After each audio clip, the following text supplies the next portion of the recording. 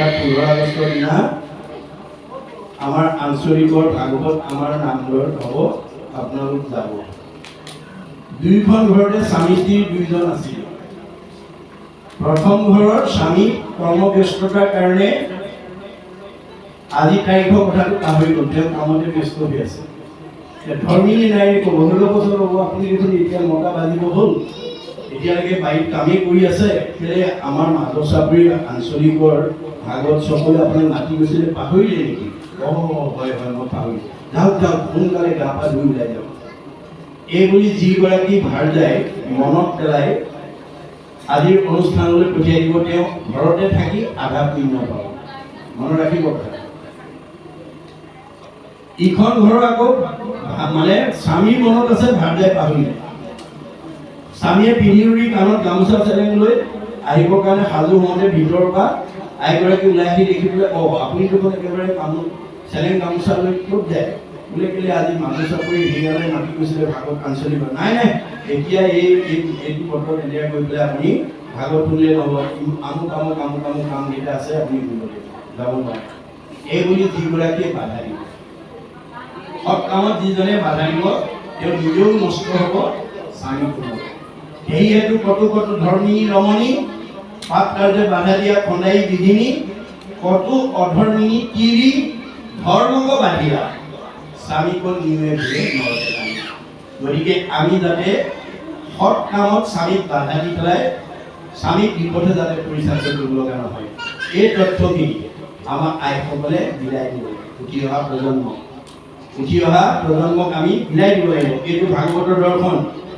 অধম দ্বিজৰ বধ এইকে বিহিত, জানিলো ধৰ্মৰ তত্ত্ব ভৈল কীৰ্তন।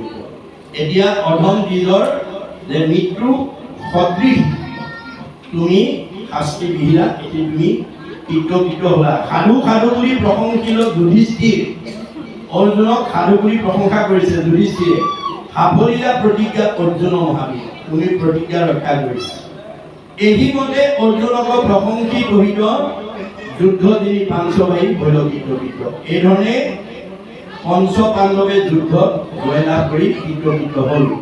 পৰম আনন্দে মনে মাধৱ কহিত, গোবিন্দে পুৰিলা পাণ্ডৱৰ মনোনীত। এই ধৰণে পৰম আনন্দত পঞ্চ পাণ্ডৱে জীৱন অতিবাহিত কৰিছে আৰু ভগৱন্তই তেওঁলোকৰ মনৰ কামনাবিলাক পূৰণ কৰিছে। ইয়াৰ পৰা আমি কি বুজিব লাগিব? যে আমি গৃহস্থী ধৰ্মত জীৱন যাপন কৰোঁতে আমাৰ যাতে মনোৰথবিলাক পূৰণ হয়।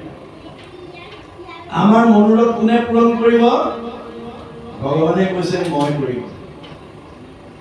মই পূৰ্ণ কাম, তোমালোক অকাম। মই স্বতন্ত্ৰ, তোমালোক পৰতন্ত্ৰ।